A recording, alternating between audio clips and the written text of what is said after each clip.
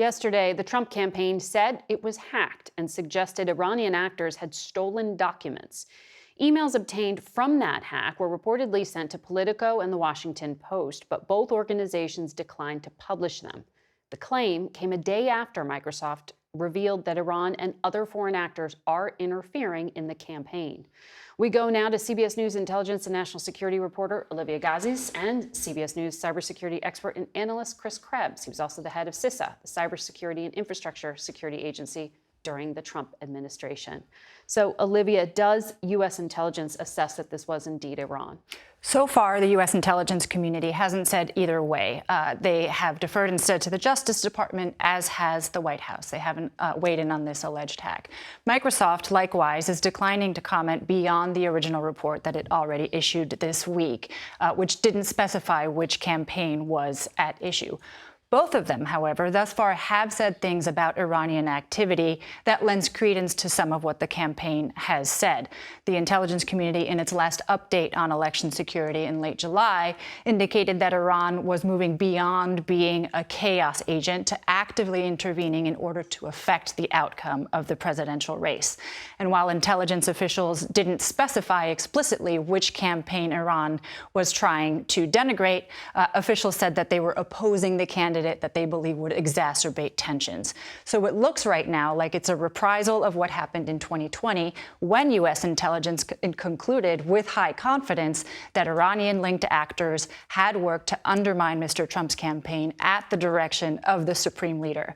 I think it's worth noting that Microsoft's analysis did link the spear phishing attempt to the Islamic Revolutionary Guard Corps, the IRGC, which has a direct line to the supreme leader, and also notable that they weren't clear on the intentions. Iranians target senior political officials all of the time for intelligence gathering purposes. Whether that was the purpose here, to gather intelligence or to fuel an election interference campaign, or both, is still a question. And Chris, you were in office in 2020 when Iran tried to intervene then. That's right. How different is this? Well, that was a much more public effort. So if you recall, in late October, the Iranians sent a bunch of emails out to voters. They were able to collect emails through hacking into voter registration databases, and they threatened them. They posed as the Proud Boys. They said, we're going to come after you if you don't register to vote as a Republican and go and vote for President Trump. Subsequent to that, they released a video.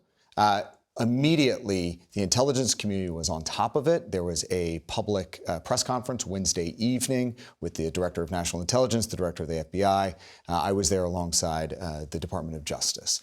And that was a stark difference from 2016, when it took about 8-9 months to make a public attribution. This was done in the order of 36 hours or something to that effect. Should we expect that now?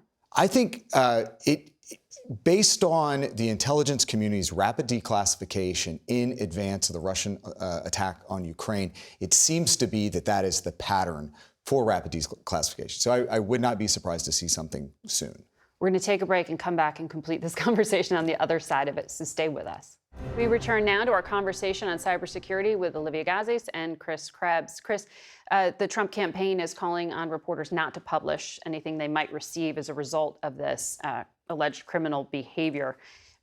The model I think of is what happened in 2016 when the DNC was hacked and emails ended up hurting Hillary Clinton's campaign.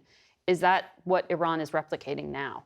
It sure seems so. If you go back and you look at the Microsoft statement from Friday that talks about 3 prongs of an Iranian effort right now. One is to go after campaigns. Another is this broader disinformation effort to stoke the fires amongst society.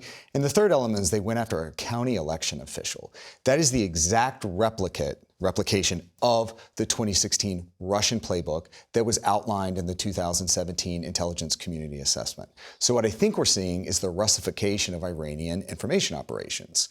Now, what is different is who is receiving the information and what they do. So what is Politico doing? What is the Washington Post doing? They are showing some discretion right now. I think that is an evolution in a response. What will also be interesting to see is what social media platforms do. They do have a mixed track record of allowing some of this information to get out there. In other cases, they have suppressed or taken it offline.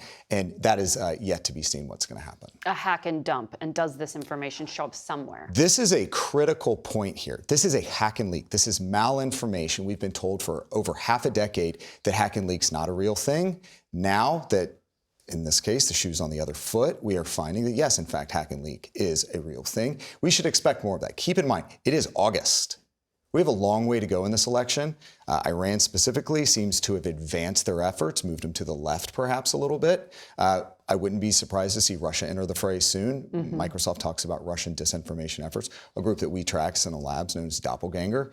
They are active. Others are going to be out there moving as well as the Chinese. And Olivia, we know that the Director of National Intelligence has made clear it is Russia, it is also China trying to have some influence here. What are they seeing in terms of preferred candidates? If Iran's trying to hurt Donald Trump, who are the others trying to help or hurt? Right. There's definitely an interesting dynamic this time around, because as much as the focus today is on Iran, intelligence officials have actually said that Russia continues to pose the preeminent threat in 2024. They are active, they are aggressive, they are increasingly reaching for tools that boost the efficacy and sophistication of the campaigns that they're launching.